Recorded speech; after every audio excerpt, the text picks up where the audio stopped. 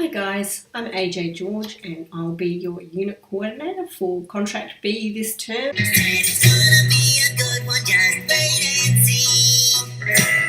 And I just wanted to take the time to say hello, this is me, and please feel free to contact me whenever you need to.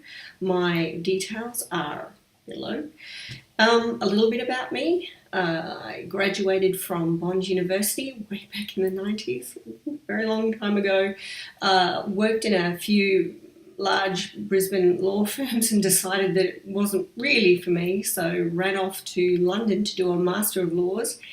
When I came back, I decided to start teaching, and I taught at UQ for many years. In fact, teaching Contract B because I love it. I also did a PhD at that time and was a consultant in another largish Brisbane law firm. So I've got a bit of a mix of practical and academic background in my CV. After I worked at UQ, I went to QUT, and now I find myself at the wonderful CQU with you guys. I have 3 kids. Rolling lawyer style. Lawyer style. And I've just moved house, so wow, looks cleaner than I thought it would. And I just wanted to say a few things about this term and some administrative stuff that might help you get through a little more effectively, perhaps, than you otherwise might. Firstly, in terms of the textbooks that you are required to have, you should already have these. I would be very surprised if you didn't, from Contract Law A. So we are looking at the Wilmot, Christensen, Butler, Dixon text. It is a 2013 text, but I have had a look into it. There's no more recent editions of that text. So, and Contract Law, as you will have worked out from Contract Law A, moves kind of glacially along. There's really not many recent developments, but if there are some recent developments that you need to know about during the course of the term, I will certainly let you know. So do organise the text if you haven't already done so. In terms of assessment, and I can see everyone's ears pricking up, firstly, you will need to do a written problem-solving assessment. I'll design 2 problem questions for you, 750 words each question, with a total, obviously, of 1,500 words for that assessment. The second assessment will be a video presentation of some oral submissions on a contract law question. I will give you detailed instructions in relation to that assessment because you'll need to know a fair bit about that, obviously. So I will post up those instructions on Moodle, and your final assessment for this unit will be a Okay, so that is your assessment requirements for this term. In terms of reading, look, you've probably worked out from Contract A that, you know, there is a lot to get through during the course of the term.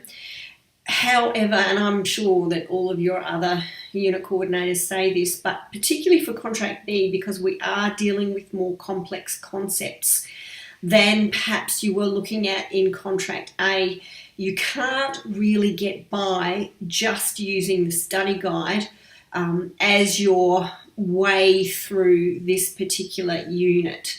You just won't make it. The concepts that you need to get your head around do require some real analysis and some, you know, detailed readings, and yeah, you just can't get that with, you know, a 14-15 page study guide. The way I would suggest that you go about your weekly tasks, I'm sure you've learnt this already, but if you haven't, use the study guides as your first point of contact, okay? The study guides have been designed by Anthony Marinac. They're very approachable, very chatty, fairly concise, and they do give you a bird's eye picture of that week's readings, okay? And then I would engage with the text. That will flesh out for you more of the conceptual and theoretical notions that you're going to have to get across, as I said, to do well in your end of term paper. Finally, you will find in the study guides each week a list of the essential cases that you will need to read for each week. And yes, you will actually need to read them from the casebook. It's not sufficient that you just pick up bits and pieces from the study guides and from the text. There are some extracts in the text, but what you actually need to do is get into that casebook and read the prescribed cases for each week. That will then put the kind of cherry on top, if you will, of your readings for that particular week.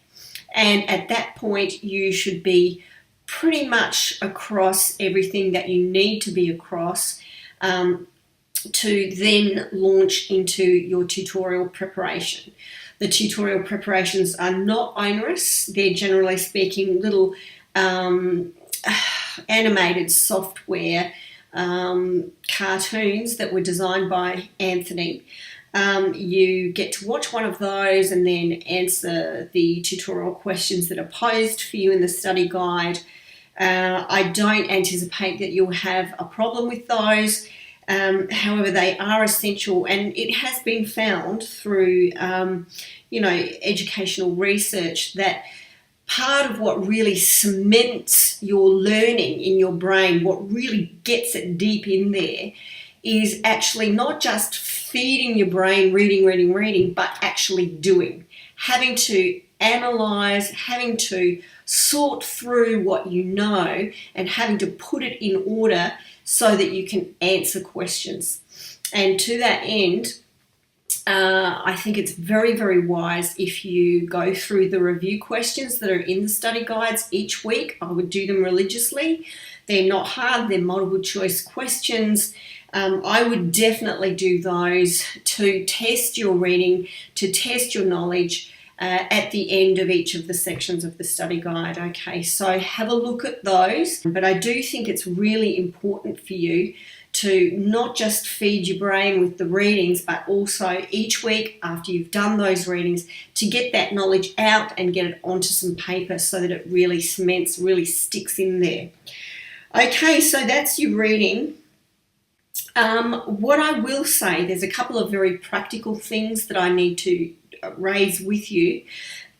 Most of the week's readings are about somewhere between 30 and 60 odd pages of the text I'm talking about. So you're going to be looking at about somewhere between 10 and 15 pages of the study guide, plus about between 30 and 60 pages of the text, plus your cases, okay?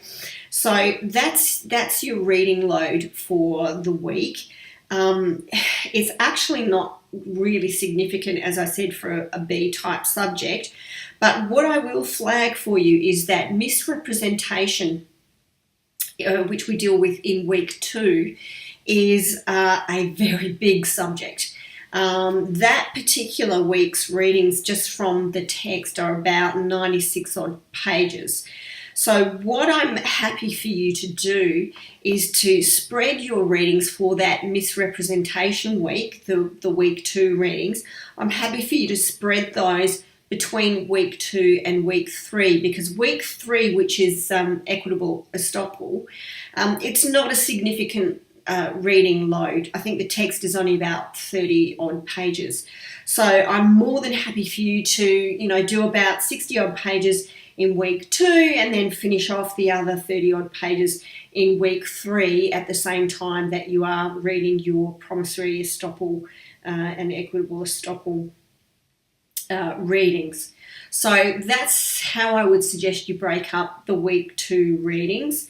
You should still be able to answer the tube problem. I've had a look at it for the week 2 tutorial, so it should all work. But certainly if you have any questions about your misrepresentation readings, we can briefly revisit that in the week 3 tutorial before we move on to look at equitable estoppel in that tutorial.